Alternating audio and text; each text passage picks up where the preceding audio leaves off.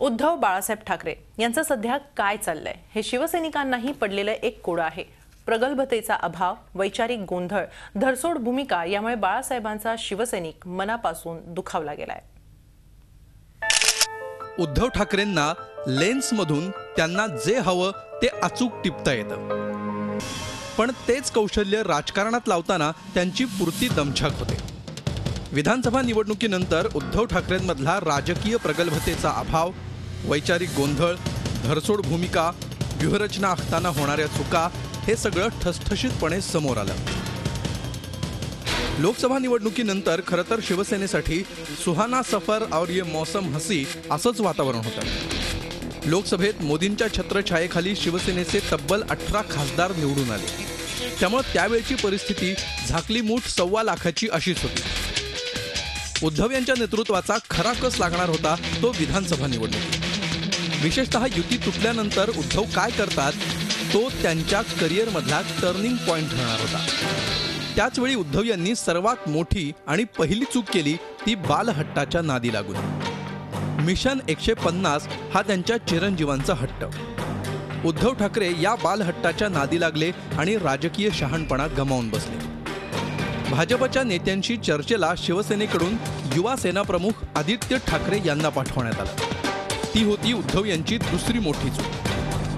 खरं तर रंगशारदामध्ये आप देने वाला नहीं आप लेने वाले हो असा सणसणीत टोला उद्धव यांनी भाजपला हाणला।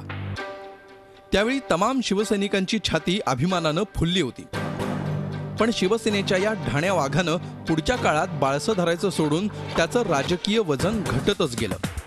अमित शहा मुंबईत आल्यावर मातोश्रीवर जाणार की नाही याची चर्चा सुरू असताना उद्धव यांनी अमित शहांना फोन केला आणि अर्धी लढाई तिथंच हरले।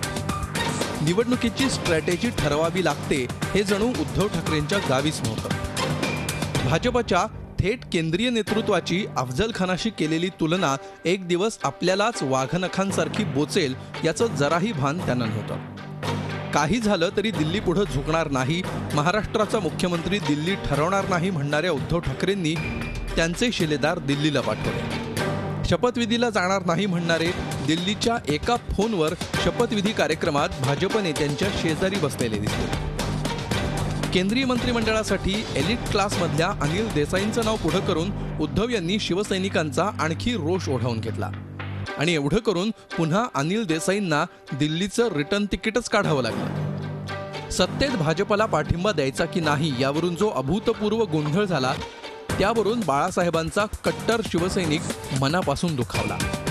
हिंदुत्वाच्या मुद्द्यावर आम्ही भाजपला पाठिंबा देणार किंवा काहीही झालं तरी आम्ही सन्मानानं विरोधात बसणार यापैकी एक निर्णय निकालानंतर झटकन घेऊन टाकायला हवा होता। शिवसेनेच्या या सावळ्या गोंधळाचा फायदा राजकारणातल्या चाणाक्ष काकांनी घेतला आणि पॉवर गेमची खेळी केली। विरोधी पक्षनेता जाहीर झाला तरी शिवसेनेचा 2 दगडांवर पाय आहे।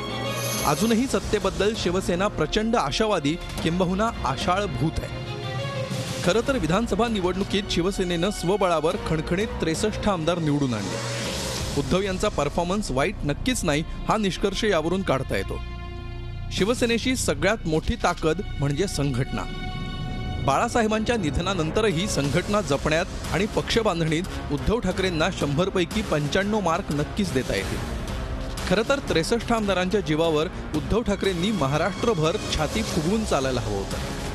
1985 साली शिवसेनेचा एकमेव आमदार छगन भुजबळ निवडून आले होते। एकाच आमदाराच्या जीवावर त्यावेळी बाळासाहेबांचा दरारा जबरदस्त होता।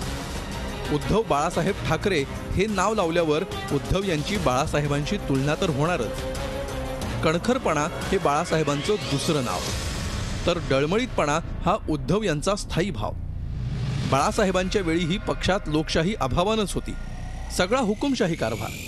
पण बाळासाहेब नेत्यांशी सल्लामसलत करून झटकीपट निर्णय घ्यायचे। उद्धव यांची गोची होते ती त्यांच्या अष्टप्रधान मंडळामुळे। त्यांच्यातच गट तट असल्यामुळं कोणत्याही क्षणी पक्ष फुटेल या भीतीच्या ओझ्याखाली शेवटच्या क्षणापर्यंत शक्य तितकं कोंबडं झाकण्याचाच प्रयत्न केला जातो। राजकारणात थोडेफार अपमान गिळावे लागतात, त्याचा बदला थोड्या काळानं अचूक टायमिंग साधत घ्यायचा असतो। पण ज्या राजकीय व्यावहारिक आणि धूर्तपणामध्ये भाजपनं मास्टरी केली आहे त्यामध्ये उद्धव ठाकरे गमभन गिरवतानाही चाच पडताना दिसतायत। बरोबर 1 तपापूर्वी याच उद्धव ठाकरेंचा महाबळेश्वरात खऱ्या अर्थानं राज्याभिषेक झाला होता। 12 वर्षांनी आजच्या तारखेला उद्धव यांचा मुक्काम महाबळेश्वरातच आहे। 12 वर्षात आपण काय गमावलं आणि काय कमावलं याचा विचार उद्धव ठाकरे यांनी शांत डोक्यानं करावा। महाबळेश्वराच्या साक्षीनं किमान झटकन निर्णय घेण्याचा आणि त्या निर्णयावर ठाम राहण्याचा विडा तरी नक्कीच उचलावा एवढीच अपेक्षा। Dinesh Dukhande, Zee media, Mumbai. Zee 24 तास रहा एक पाऊल पुढे।